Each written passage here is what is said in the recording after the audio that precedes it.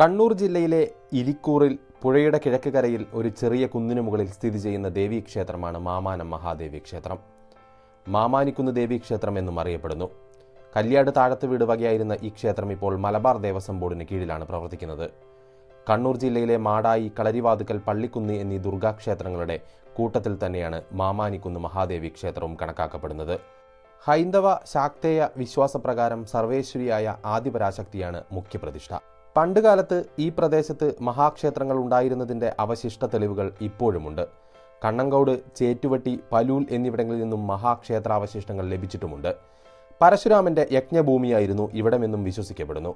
നിരവധി ഋഷിമാർ തപസ്സു ചെയ്തിരുന്ന ഇടമാണ് പുഴക്കരയിലെ ഈ കുന്ന്. അതിനാൽ തന്നെ ഈ കുന്നിന് മാമുനിക്കുന്ന് എന്നും പേര് വിളിച്ചിരുന്നു. പിന്നീടത് ലോപിച്ച് മാമാനിക്കുന്ന് എന്നായി എന്നാണ് കരുതപ്പെടുന്നത്.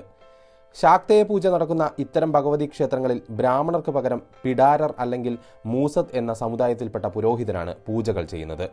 കാടാമ്പുഴയിലേതുപോലെ തന്നെ പൂമൂടൽ ചടങ്ങ് നടക്കുന്ന അപൂർവം ക്ഷേത്രങ്ങളിലും ഒന്നു തന്നെയാണിത്. ഈ ക്ഷേത്രത്തിലെ പ്രധാന വഴിപാടായി കണക്കാക്കപ്പെടുന്നത് മറികൊത്തൽ അഥവാ മറിസ്തംഭനം നീക്കൽ എന്ന ചടങ്ങാണ്. ചൊവ്വ, വെള്ളി ദിവസങ്ങളാണ് പ്രാധാന്യമേറിയത്.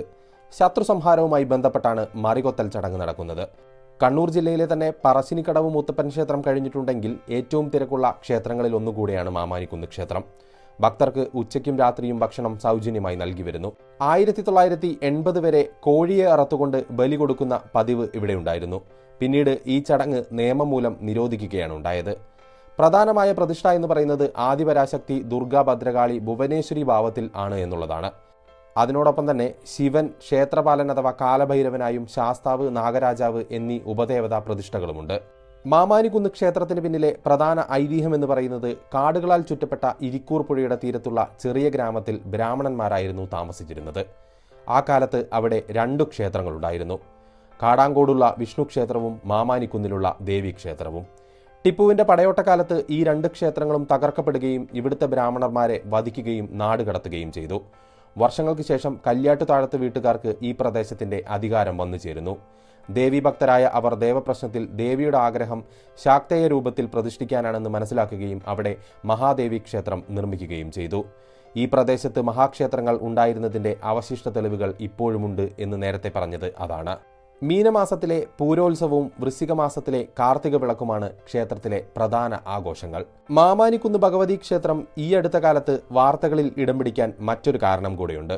മലയാളത്തിന്റെ മഹാനടനായ മോഹൻലാൽ മാമാനിക്കുന്ന് ഭഗവതി ക്ഷേത്രം സന്ദർശിക്കുകയും അവിടുത്തെ പ്രധാന വഴിപാടായ മറികൊത്തൽ അഥവാ മറിസ്തംഭനം നീക്കൽ എന്ന വഴിപാട് കഴിപ്പിക്കുകയും ചെയ്തു. ശത്രു സംഹാരാർത്ഥമാണ് ഇത്തരത്തിലുള്ള വഴിപാട് മാമാനിക്കുന്ന് ക്ഷേത്രത്തിൽ കഴിപ്പിക്കുന്നത്. കണ്ണൂർ നഗരത്തിൽ നിന്നും 30 കിലോമീറ്റർ റോഡ് മാർഗം യാത്ര ചെയ്താൽ ഇവിടെ എത്താൻ സാധിക്കും. തലശ്ശേരിയിൽ നിന്നും ചാലോട് വഴി 27 കിലോമീറ്ററാണ് ദൂരം. തളിപ്പറമ്പ് നിന്നും ഇരിക്കൂർ വഴിയുള്ള ബസ്സിൽ 28 കിലോമീറ്റർ സഞ്ചരിച്ചാലും മാമാനിക്കുന്ന് ക്ഷേത്രത്തിൽ എത്താൻ സാധിക്കും.